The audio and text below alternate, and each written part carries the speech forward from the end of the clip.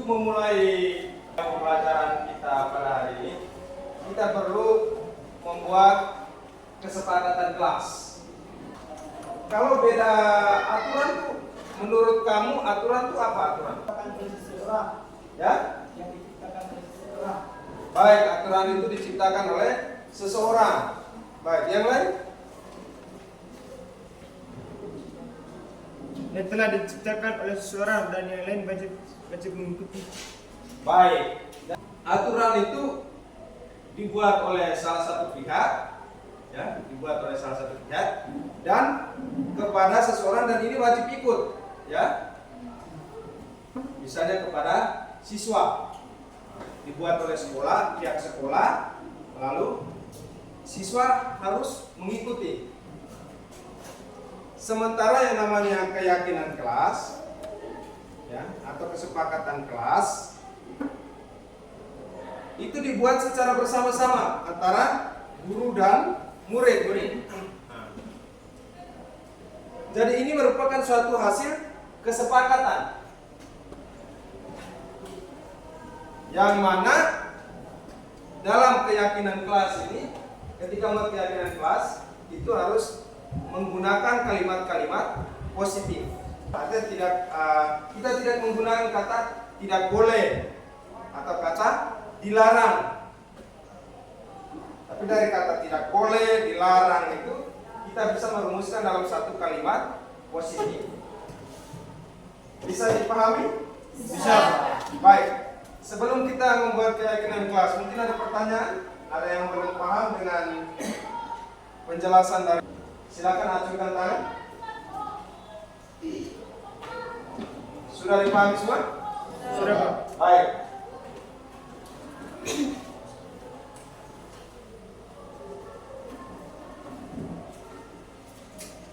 Bapak sudah menyiapkan stick note ini.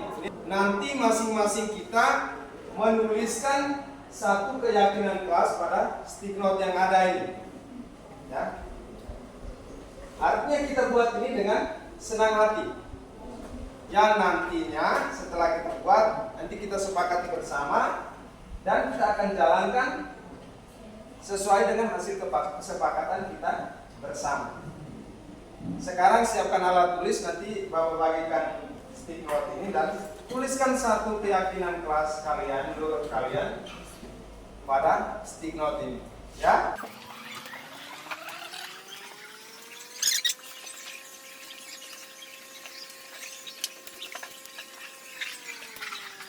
Semua sudah dapatkan stick note-nya? Baik.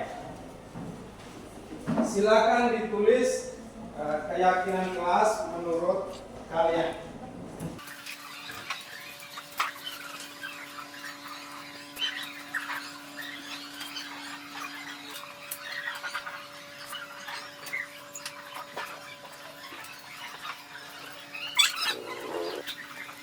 Adakah yang belum selesai menuliskan keyakinan kelas?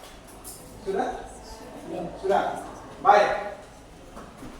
Kalau sudah dituliskan pada stick note yang telah dibagikan itu, maka sekarang Bapak minta satu-satu dimulai dari deretan sini, ya. Maju dan tempelkan pada ruang sebelah sini. Ya, sudah dituliskan itu. Ya, ditempelkan di sini. Secara bergantian maju dan tempelkan. Silakan.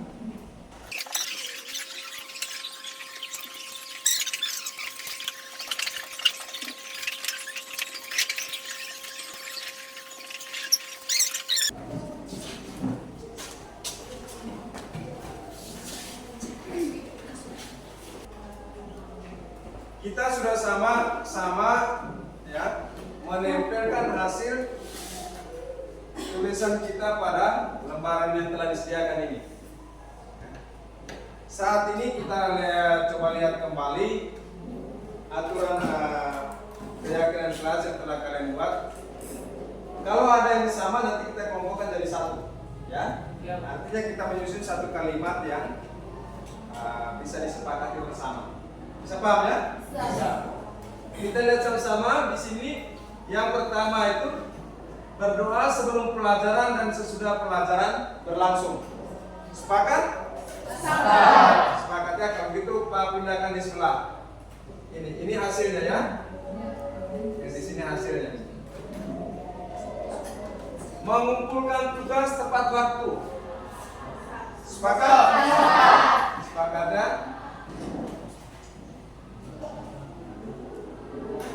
Yang berikut berdoa sebelum dan sesudah KBM. Nah ini sama tadi ya.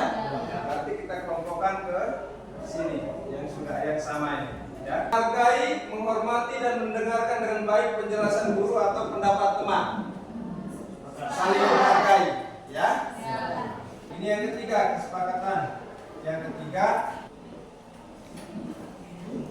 yang berikut berpakaian yang rapi saat KBM. Sepakat ya? Baik. Berarti ini yang keempat ini. Di sini 1, 2, 3 dan yang ini 4. Mengikuti pelajaran sampai selesai, tidak boleh bolos, ya. Berarti ini yang kelima, ya. Disiplin. Yang kelima di sini disiplin mengikuti kegiatan pembelajaran, ya. Aktif dalam kelas. Sepakat? Berarti kita semua harus aktif di dalam kelas ya. Di sini yang ke-6. Menyediakan buku pembelajaran sebelum pembelajaran dimulai. Sepakat? Sepakat ya. Ini yang ke-7. Menjaga kebersihan di dalam lingkungan kelas. Sepakat? Yang ke-8. Terima kasih anak-anak kelas. Ya. Keyakinan kelas yang pertama yaitu berdoa sebelum dan setelah mengikuti pembelajaran. Yang kedua, mengumpulkan tugas tepat waktu. Yang ketiga, saling menghargai dan menghormati. Yang keempat, yang keempat yaitu disiplin berpakaian sesuai aturan sekolah. Yang kelima, disiplin mengikuti kegiatan pembelajaran di kelas. Dan yang keenam, aktif dalam kelas. Yang ketujuh, menyediakan buku pembelajaran sebelum kegiatan pembelajaran. Yang kedelapan, menjaga kebersihan di lingkungan sekolah. Bagaimana dengan keyakinan kelas yang telah kita buat ini? Sepakat. Sepakat ya? Ya. Baik. Keyakinan kelas yang telah kita buat ini sudah dikelompokkan menghasilkan 8 keyakinan kelas kita di 10A ini. Kita tepuk tangan bersama.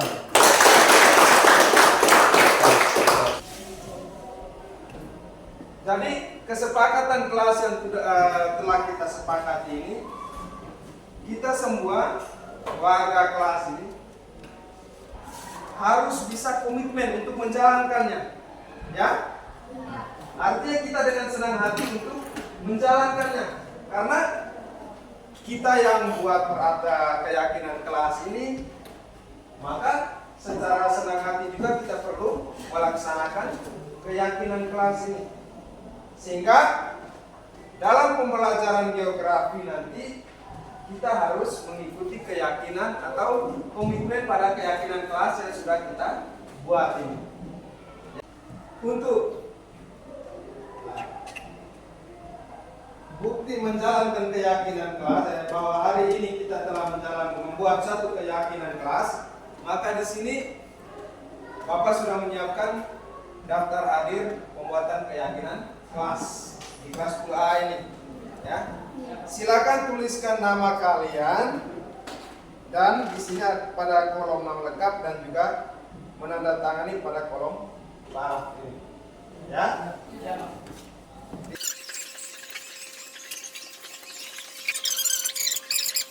Keyakinan kelas ini akan ditempelkan di dinding kelas ini.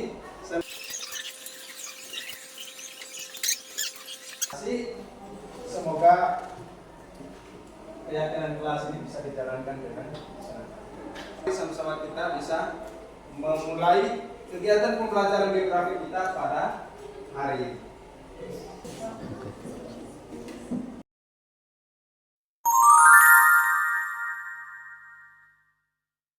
Hari ini kita diundang oleh satu calon guru penggerak di Semangat hari ini. Ketika pertama kali Pak pimpinan Semangat yang terhormat wakil urusan, Bapak Ibu guru yang hadir saat ini, dan saya muliakan kita semua yang hadir saat ini. Untuk sebagai umat yang beriman, kita patut mengucap syukur dan terima kasih pada Tuhan Yang Maha Esa karena atas berkatnya kita saat ini hadir di tempat ini dalam keadaan sehat. Adapun kita duduk bersama pada kesempatan ini yaitu materi tentang diseminasi budaya positif dari salah satu calon guru penggerak. Karena itu mari kita sebentar bersama-sama mendengar hal apa saja yang disampaikan oleh salah satu calon guru penggerak dari rekan kita. Adapun susunan acara kita pada pagi hari ini, yang pertama pembuka, yang kedua doa, yang ketiga lagu Indonesia Raya, yang keempat sambutan dari Bapak Kepsek, dan yang kelima kegiatan inti. Kita doa, minta kesediaan dari Pak Andre.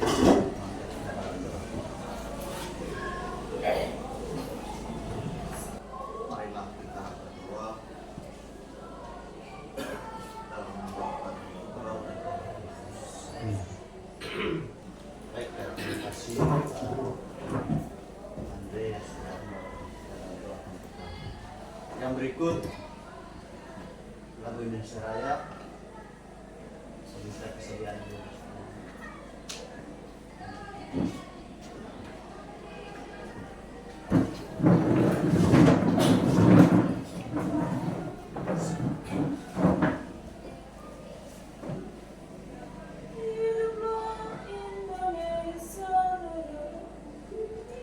Indonesia, tanah airku, tanah tumpah darahku. Hiduplah Indonesia Raya. Baik, terima kasih kepada Bu Rosti. Acara yang berikut sambutan dari Bapak Pimpinan. Baik, terima kasih. Selamat pagi untuk kita semua. Selamat pagi. Ya, pada tempat ini juga saya mengucapkan terima kasih kepada kita semua bisa hadir di tempat ini. Terima kasih yang berikut saya ucapkan kepada Pak Maximus Y. Merwin yang saya banggakan juga sebagai calon guru penggerak angkatan ke-11 yang dimana pada saat ini kita hadir di tempat ini senantiasa kita sama-sama untuk mendengarkan terkait praktek baik yang diterapkan oleh Pak Maksi sebagai calon guru penggerak,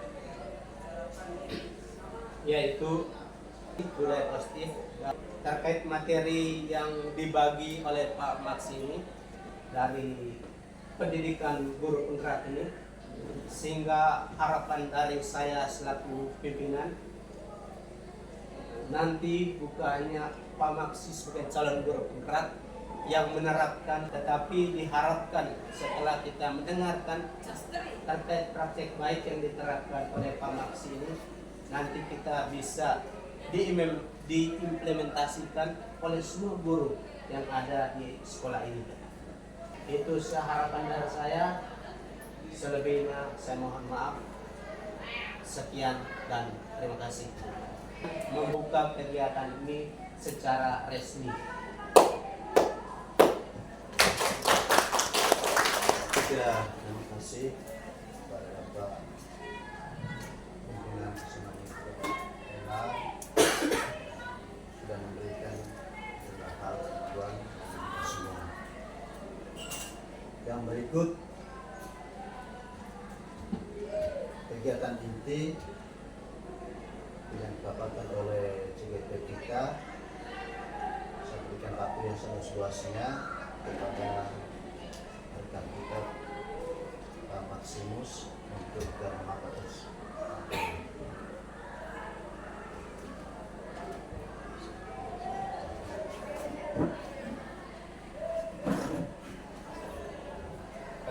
Selamat pagi semua. Selamat pagi. Terima kasih moderator yang sudah memberikan kesempatan kepada saya. Yang terhormat Bapak Pimpinan SMA Negeri 3 LR, Bapak Ibu Wakil Urusan dan rekan-rekan guru yang saya hormati pula.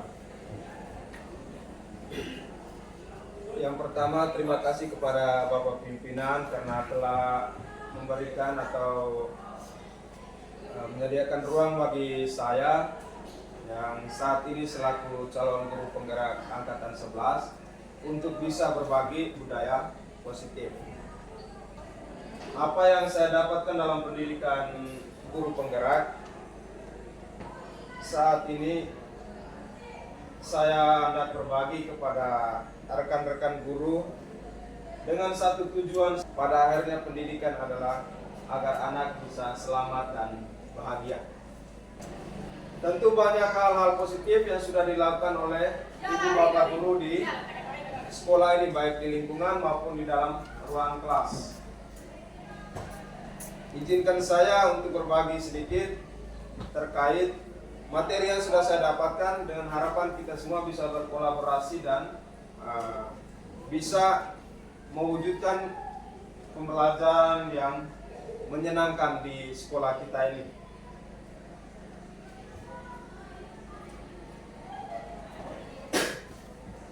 Tentu Bapak Ibu selama ini sudah menjalankan tugas sebagai guru di lembaga ini.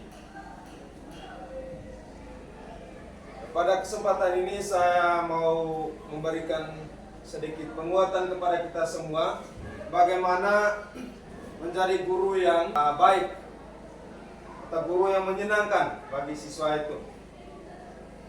Seorang guru yang baik harus memiliki kemampuan dalam mewujudkan budaya positif di sekolah. Budaya positif tersebut dapat dijalankan dengan menerapkan konsep-konsep inti. Konsep-konsep inti dari budaya positif yang pertama ada disiplin positif. Yang kedua ada materi yang kedua yaitu terkait motivasi perilaku manusia. Dan yang ketiga keyakinan kelas. Keempat kebutuhan dasar manusia. Kelima, posisi kontrol restitusi, dan keenam, segitiga restitusi. Kita lihat yang pertama terkait disiplin positif. Disiplin positif merupakan suatu cara penerapan disiplin yang mengajarkan anak bertanggung jawab dan menumbuhkan kesadaran diri berdasarkan nilai-nilai kebajikan. Ki Hajar Dewantara dan Gosen juga mengartikan disiplin ini sebagai bentuk kontrol diri, yaitu belajar untuk kontrol diri agar dapat mencapai suatu tujuan mulia. Tujuan mulia di sini mengacu pada nilai-nilai atau prinsip-prinsip mulia yang dianut seseorang. Kita namakan nilai-nilai tersebut sebagai nilai-nilai kebajikan.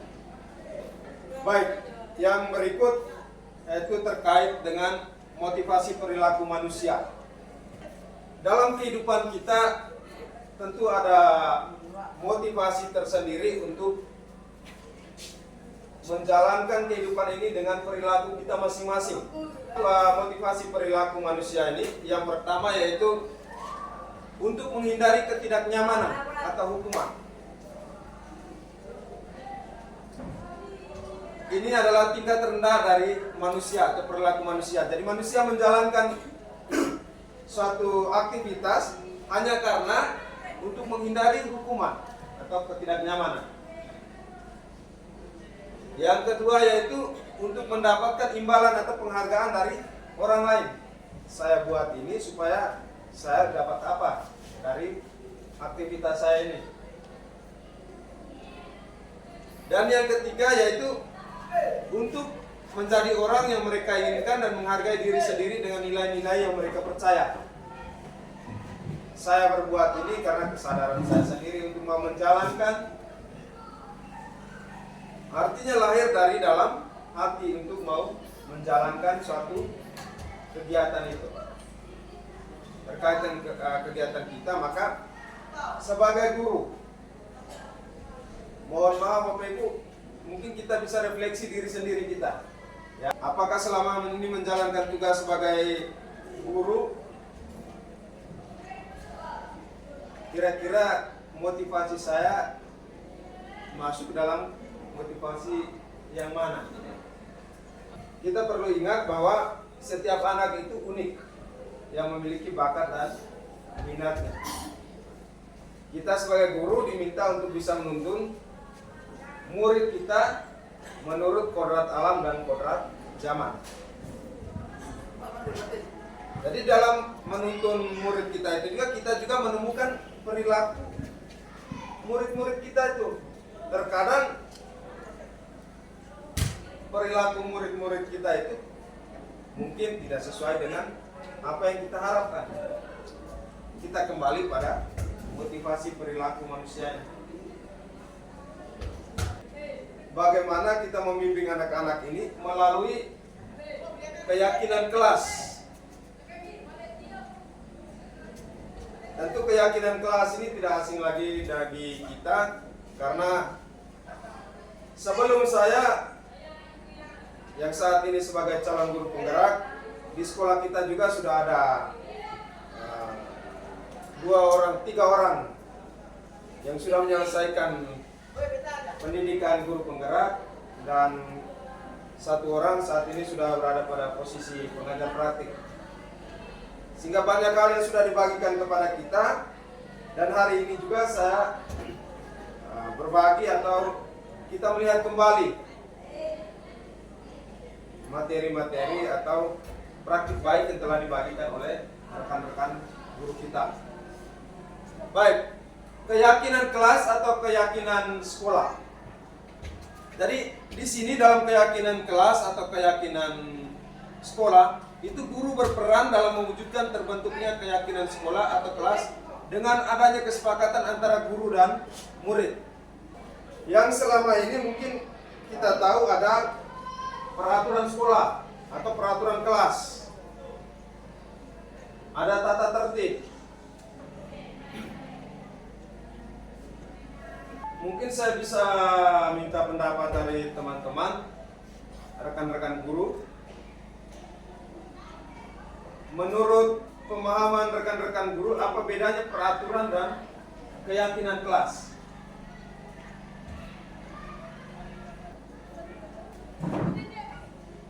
Silakan Pak Andre.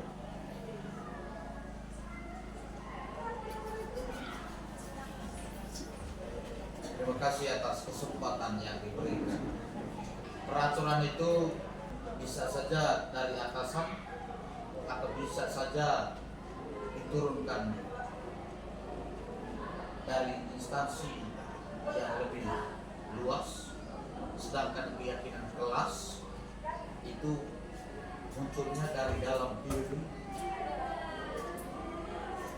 kelas itu sendiri, dari dalam diri peserta yang ada di dalam kelas. Saya kembalikan. Baik, terima kasih Pak Andre. Kita beri aplaus untuk Pak Andre. Luar biasa jawabannya. Mungkin dari rekan-rekan yang lain.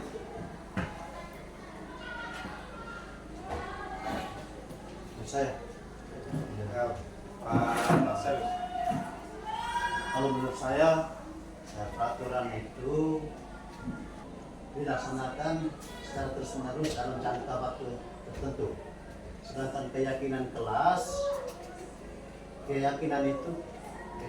itu satu kegiatan selama proses pembelajaran berlangsung. Jadi dibuat suatu kesepakatan yang dilahirkan oleh peserta didik dengan bapak ibu guru yang saat proses pembelajaran berlangsung. Luar biasa, kita berikan aplaus juga kepada Pak Marcel. Mungkin masih ada yang lain dari Ibu mungkin. Baik, dari jawaban dari rekan guru kita berdua tadi, Pak Andre dan Pak Mancek, itu sudah mewakili perbedaan antara peraturan dan keyakinan kelas. Saya boleh menambahkan bahwa peraturan itu dibuat dari salah satu pihak.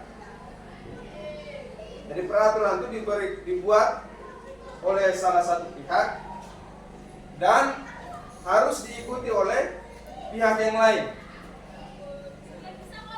Sementara keyakinan kelas itu dibangun bersama antara dua belah pihak.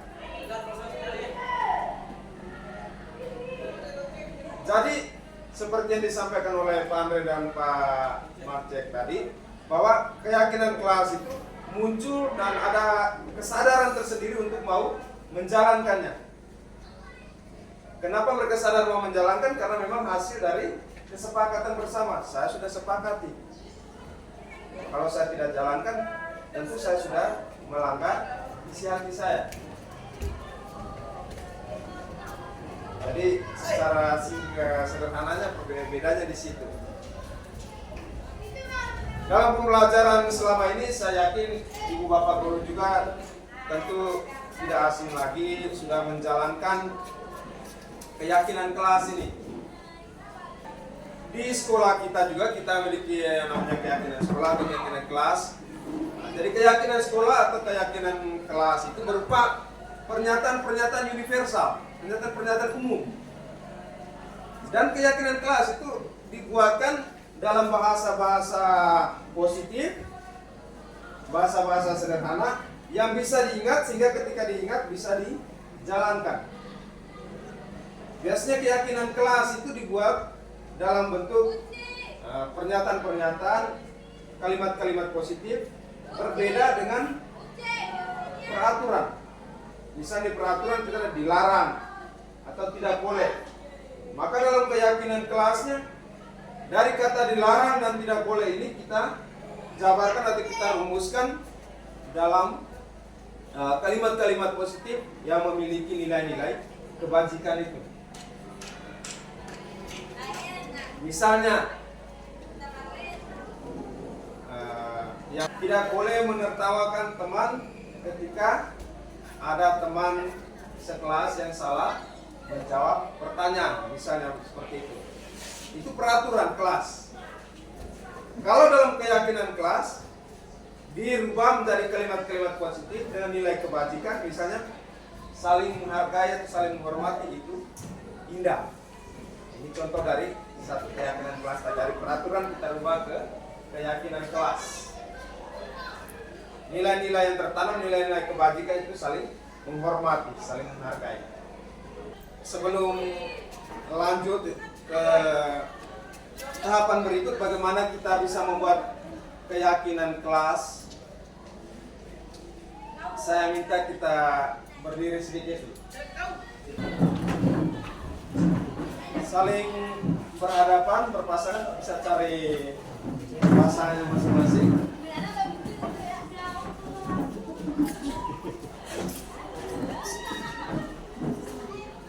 Sudah ya? Sudah. Mohon maaf Bapak Ibu ya. Jadi di sini kegiatan kita ini mungkin tidak diisi dengan ice breaking seperti Pak Andre sering lakukan itu. Jadi kita tidak terlalu lato. kita cukup berdiri saling menatap antara teman dengan pasang-pasang tadi. Jadi speaking kali ini kita itu cukup saling menatap sudah. Kemudian kita setelah saling menatap kita berikan senyum yang paling baik menurut kita selama 30 menit, 30 detik. Ada sudah pusing ketika 30 detik. Jadi 30 detik saja. Saling bertatapan dan senyum. Senyum yang lebar selama 30 detik. Senyum saja Bapak Ibu. Senyum tergantung.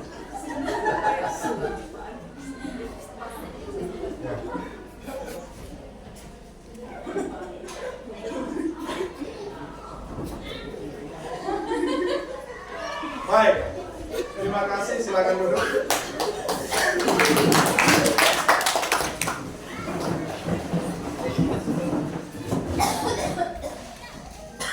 Ketika Bapak Ibu tersenyum dan ada yang tertawa, muncul rasa kebahagiaan, maka inilah tujuan dari kita, pembelajaran kita. Kita juga mengharapkan supaya anak-anak kita itu juga atau murid-murid kita itu juga bisa bahagia dan selamat. Itu tujuan akhir dari pendidikan. Kita kembali kepada materi kita tadi terkait dengan keyakinan kelas. Kalau ibu bapak yang sudah menjalankan keyakinan kelas selama ini, tentu sudah tidak asing lagi.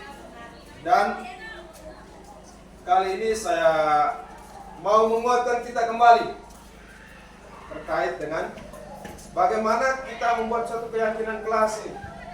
Keyakinan kelas itu tidak susah Bapak Ibu. Tidak susah dalam menjalankan keyakinan kelas, membuat keyakinan kelas. Yang pertama itu keyakinan kelas itu kita berangkat dari peraturan-peraturan yang sudah ada. Dari peraturan-peraturan yang sudah ada tadi, kemudian kita merumuskan peraturan-peraturan tadi menjadi sebuah keyakinan. Keyakinan tadi hasil dari kesepakatan bersama. Kita minta murid kita untuk bisa mendata peraturan-peraturan kelas atau peraturan-peraturan sekolah yang mereka tahu atau mereka ingat. Ini yang coba saya terapkan di kelas. Ya, mungkin cara kita berbeda, tapi ini yang saya coba terapkan di kelas. Saya sebagai guru saya membagikan stick note. Stick note itu dibagikan kepada setiap peserta. Kemudian murid itu menuliskan satu keyakinan kelas menurut mereka, menurut pribadinya satu keyakinan kelas, dituliskan di stick note itu. Kemudian setelah semuanya sudah bisa menuliskan, satu-satu datang dan menempelkan keyakinan kelas yang sudah dituliskan itu. Dan nanti ditempelkan di, kita bisa sediakan media misalnya satu buffalo. Nanti ditempelkan semua di situ. Tentu dalam menulis keyakinan kelas tadi, keyakinan kelas tadi, pasti ada yang memiliki kesamaan. Mungkin bahasanya berbeda, tetapi intinya sama. Maka tahap yang berikut setelah mereka tempelkan, ibu bapak bisa melihat kembali, meninjau kembali, kemudian mengelompokkan tulisan-tulisan mereka tadi itu. Kita kelompokkan, jangan sampai ada kesamaan. Yang sama kita tempatkan dari satu keyakinan dan seterusnya. Setelah semuanya sudah ditempelkan, lalu kita kelompokkan tadi, maka kita bisa lihat berapa hasil dari keyakinan kelas yang dihasilkan saat itu oleh peserta didik kita. Kemudian kita bacakan kembali hasilnya, berapa hasil keyakinan kelas yang kita sepakati.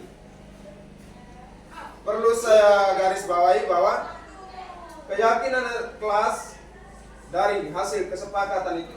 Bukan kesepakatan murid saja, jadi bukan murid saja yang buat, tapi kita guru juga. Karena yang menjalankan adalah semua warga sekolah atau warga kelas itu. Bisa ya Bapak Ibu? Bisa. Baik. Sampai di sini mungkin ada pertanyaan terkait keyakinan kelas ini.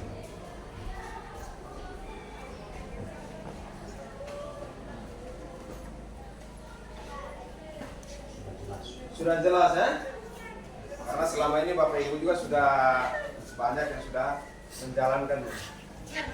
Yang berikut kita akan lihat materi terkait kebutuhan dasar manusia. Ketika seseorang murid melakukan suatu perbuatan yang bertentangan dengan nilai-nilai kebajikan, nilai-nilai yang tadi kita sudah sepakati tadi, ya, disiplinnya, saling menghormati, saling menghargai, atau melanggar peraturan, hal itu sebenarnya dikarenakan mereka gagal memenuhi kebutuhan dasar.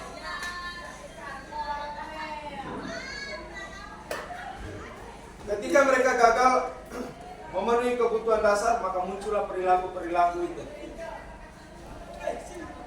Maka sebagai seorang guru kita perlu memahami kebutuhan dasar dari murid itu, dari setiap peserta didik kita.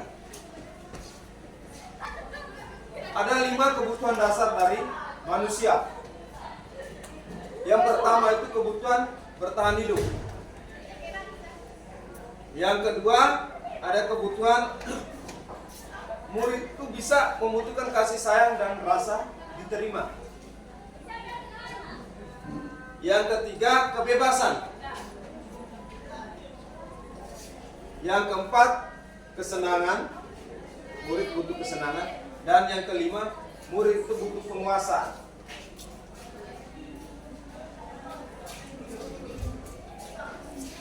Kita lihat kebutuhan yang pertama itu kebutuhan bertahan hidup. Siswa tidur-tiduran di kelas. Cari tahu, jangan sampai tadi pagi tidak makan. Ada siswa yang pagi belum makan, ada siswa yang tidak makan pagi. Tapi repot juga kalau makan paginya tambah. Tadi mengantuk, kita bisa lihat siswa mengantuk karena lapar, bisa juga karena kekenyangan.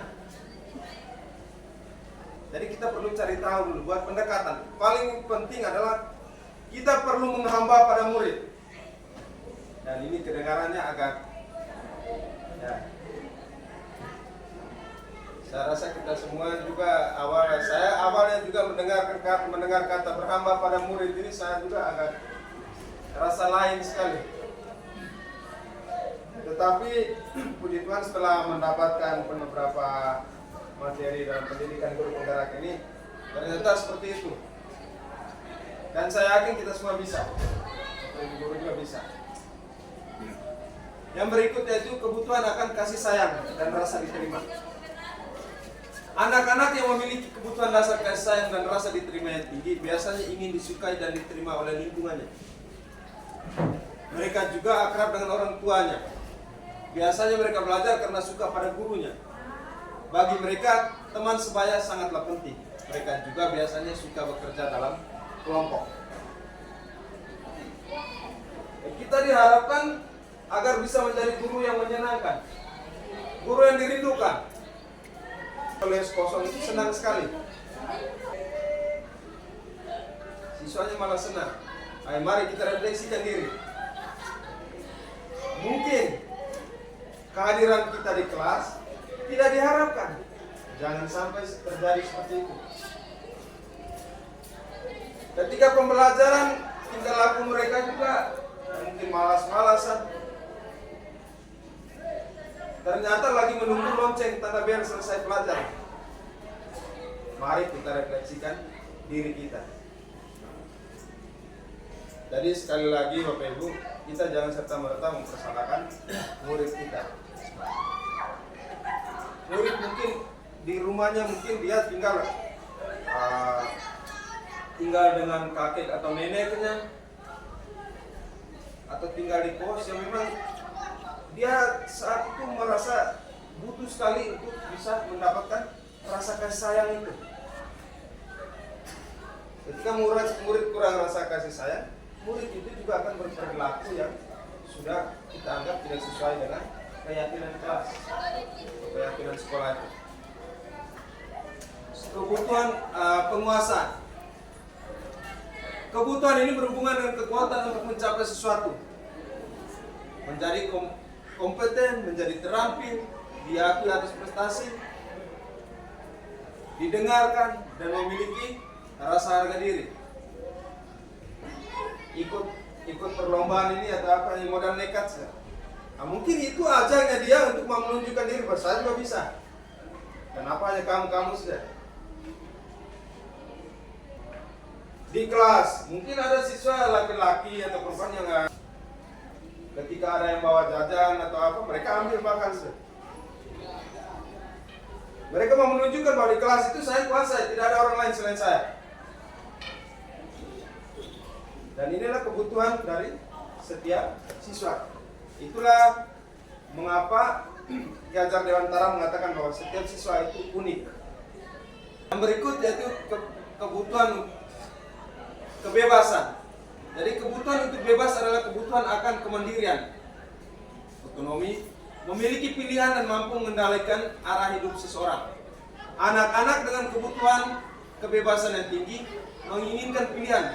Mereka perlu banyak bergerak, suka mencoba-coba, tidak terlalu terpengaruh dengan orang lain, senang mencoba hal baru dan menarik. Banyak bahan refleksi.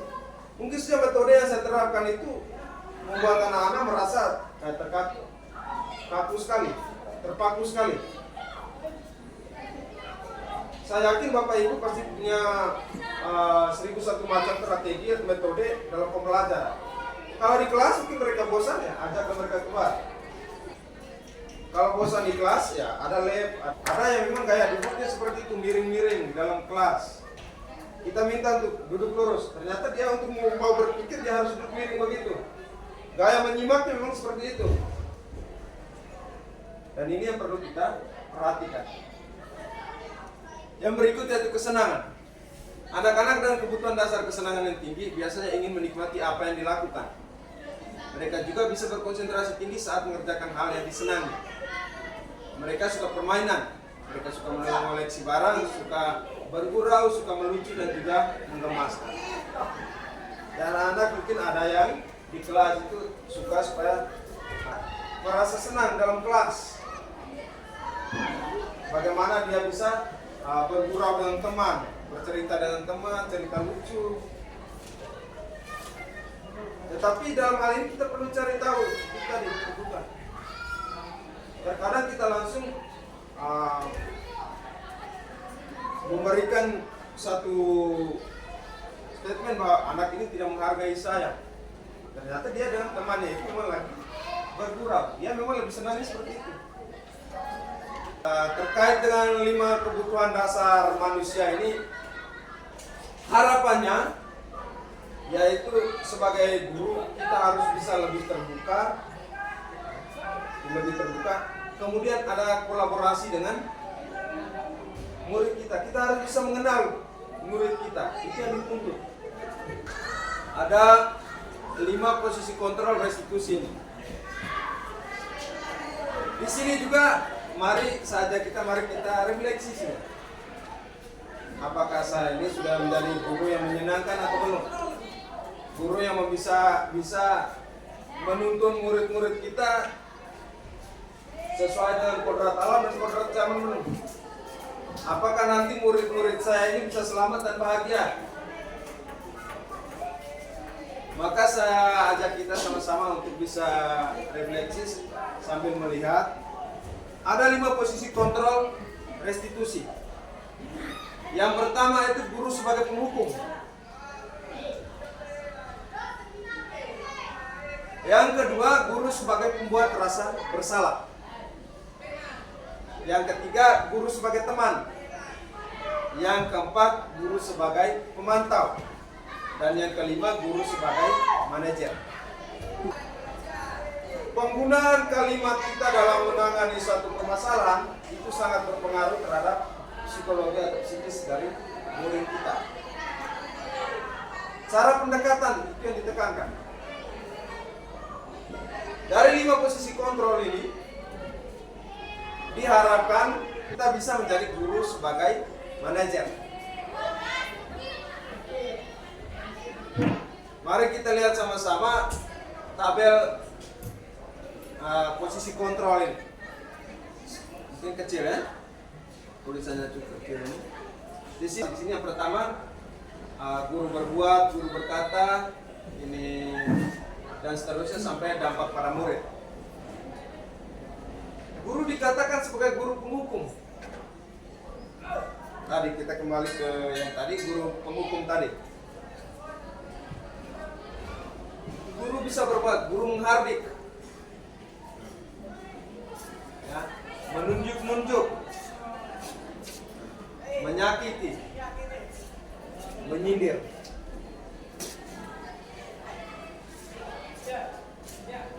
Ketika guru menjadi pembuat rasa bersalah, ceramah murid, ya, berceramah dan mengatakan seharusnya kamu itu seperti ini. Kenapa kamu bisa seperti itu? Saya kecewa sekali. Ini bahasa-bahasa yang membuat murid merasa bersalah. Padahal dalam upayanya kita berupaya agar kita mengembalikan murid kita itu dari rasa bersalah tadi sehingga dia nantinya bisa menjadi sukses. Baik, ini tabel tulisannya sedikit kecil, huruf sedikit kecil, nanti bisa dilihat nanti, ya. Kita sebagai seorang guru diharapkan bisa menjadi manajer.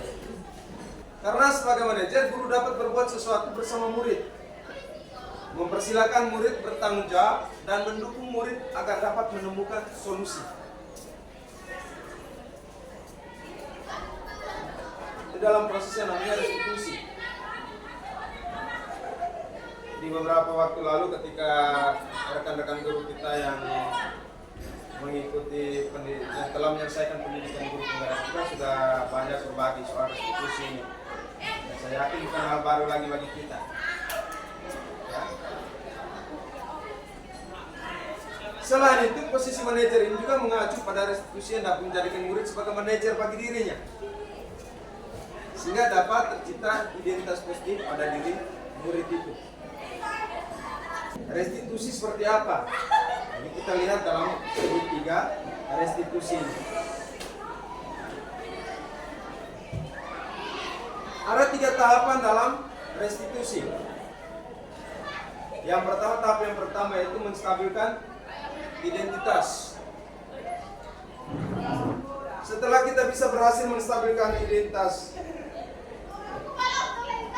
murid kita yang telah melanggar keyakinan kelas tadi, maka langkah selanjutnya itu kita validasi tindakannya. Validasi tindakan yang salah. Apa sebenarnya tindakan yang salah dari dia yang tidak sesuai dengan kesepakatan kelas kita itu. Dan yang berikutnya yaitu menanyakan keyakinan. Kita menanyakan kembali kepada murid, apa keyakinan kelas yang sudah dibuat. Dan dalam 3 tahapan ini, penggunaan kalimat atau penekanan kalimat-kalimat pendekatan itu juga sangat penting. Sangat penting dalam 3 tahapan ini. Sehingga murid itu bisa merasa bahagia, bisa secara terbuka menyampaikan apa yang menjadi kebutuhan dasarnya. Kita kembali kepada materi awal tadi. Ketika murid datang terlambat ke sekolah, apa sebenarnya yang terjadi? Maka kita perlu satu penanganan. Ketika terlambat masuk ke kelas, maka kita bisa lihat, kita bisa panggil itu siswa. Kita menstabilkan identitas, kita bisa menggunakan kalimat-kalimat yang membuat siswa itu tidak merasa dikuatkan. Jadi, menstabilkan identitas dapat dilakukan berdasarkan prinsip bahwa membuat kesalahan adalah bagian dari proses pembelajaran. Ketika membuat kesalahan itu proses dan pembelajaran seperti itu, yang nantinya akan menggeser identitas gagal ke arah identitas sukses. Semua orang juga pasti pernah melakukan kesalahan. Tetapi setiap kesalahan pasti punya alasan. Kira-kira apa alasan kamu? Misalnya sesuatu yang terlambat. Hal yang kamu lakukan tadi itu masih manusiawi. Tapi semua manusia tidak ada yang tidak sempurna. Beberapa contoh kalimat yang bisa kita gunakan dalam menstabilkan identitas. Yang pertama, berbuat salah itu hal yang manusiawi. Dengan begitu, siswa dikuatkan, berarti bukan saya saja yang buat salah. Kita sebagai manusia memang ada yang pernah buat itu. Tidak ada manusia yang sempurna. Dari kesalahan kita menguatkan dia bahwa kita pasti bisa menyelesaikan permasalahan ini. Kemudian yang berikutnya yaitu validasi tindakan yang salah. Validasi tindakan yang salah dilakukan berdasarkan prinsip bahwa setiap perilaku berupaya memenuhi suatu kebutuhan tertentu. Kita kembali ke materi awal kita tadi tentang kebutuhan dasar manusia. Ada 5 kebutuhan dasar manusia itu. Dia berbuat satu kesalahan pasti punya alasan. Alasan tadi kita kembali ke kebutuhan dasar manusia itu. Jangan sampai dia butuh rasa kasih sayang. Jangan sampai dia butuh kepuasan. Mungkin anak ini butuh kebebasan. Atau mungkin dia sampai mengambil atau mencuri itu karena mau bertahan hidup. Baik. Ini beberapa contoh kalimat pertanyaan yang bisa kita gunakan untuk validasi tindakan yang salah. Kamu pasti punya alasan mengapa melakukannya.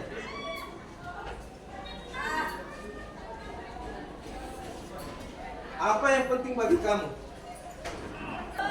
Maukah kamu belajar cara lain untuk mendapatkan yang kamu butuhkan? Yang berikutnya itu menanyakan keyakinan. Menanyakan keyakinan dilakukan dengan memberi pertanyaan-pertanyaan bermanfaat kepada murid atau anak untuk memunculkan motivasi secara intrinsik. Ada motivasi dari dalam diri dia, dari peserta didik itu untuk bisa kembali mengingat keyakinan kelas yang sudah dia buat. Beberapa contoh pertanyaan yang bisa Bapak Ibu gunakan untuk menanyakan keyakinan. Apa nilai yang dipercaya di sekolah atau di kelas kita? Apa nilai-nilai keyakinan kelas kita? Apa nilai yang telah kita sepakati? Kelas yang ideal itu seperti apa? Kamu mau jadi anak seperti apa? Apa yang kamu rasakan? Ketika kamu melakukan itu, kamu menjadi orang yang seperti apa? Baik Bapak Ibu, jadi dalam hal ini tentu selama ini kita tidak terlepas dari permasalahan-permasalahan yang ada di lingkungan pelajar kita. Kita berhadapan dengan peserta didik yang begitu unik. Maka marilah melalui segitiga restitusi, mari kita berpendekatan dengan murid-murid kita. Dengan pendekatan segitiga restitusi, kita bisa mengenal lebih jauh seperti apa peserta didik kita itu. Apa yang dia butuhkan dalam hidup.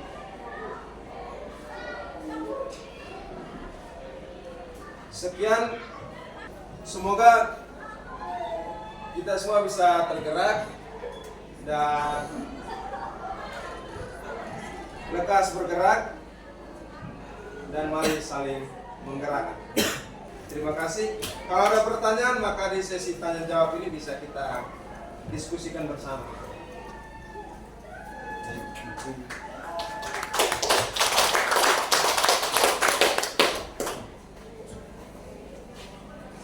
Baik, mungkin ada pertanyaan berkaitan dengan materi yang apa dan tadi? Tapi mungkin ada pertanyaan. Mungkin ada yang mengalami mungkin merasa berat dengan penanganan masalah terkait Awalnya saya juga rasa berat sekali dalam penanganan segitiga restitusi. Karena pola pendekatan kita sering katakan, ya anak ini memang tidak bisa dibina dengan cara ini, harus dengan kekerasan. Itu dulu Bapak Ibu. Ya. Dulu kita mengenal bahwa di ujung rotan itu ada emas. Tapi sekarang di ujung rotan itu ada borgol. Baik Bapak Ibu, mungkin ada pertanyaan. Ada Bapak Ibu yang mau berbagi praktik lainnya juga terkait keyakinan kelas atau segitiga restitusi yang pernah dilakukan. Jadi selama ini dalam menangani siswa atau mungkin di dalam kelas atau di lingkungan sekolah, mungkin ada peserta didik yang bermasalah, tetapi dalam penanganannya ternyata penanganan yang saya pernah lakukan seperti ini. Semuanya baik-baik saja. Ya? Tidak ada ya? Baik. Kalau tidak ada maka terima kasih untuk kita semua. Semoga apa yang kita sama-sama bahas hari ini bisa bermanfaat dan pada akhirnya nanti kita bisa menjadi guru yang menyenangkan, guru yang diharapkan. Kita mampu menuntun siswa kita sesuai dengan kodrat alam dan kodrat zamannya. Kita menuntun mereka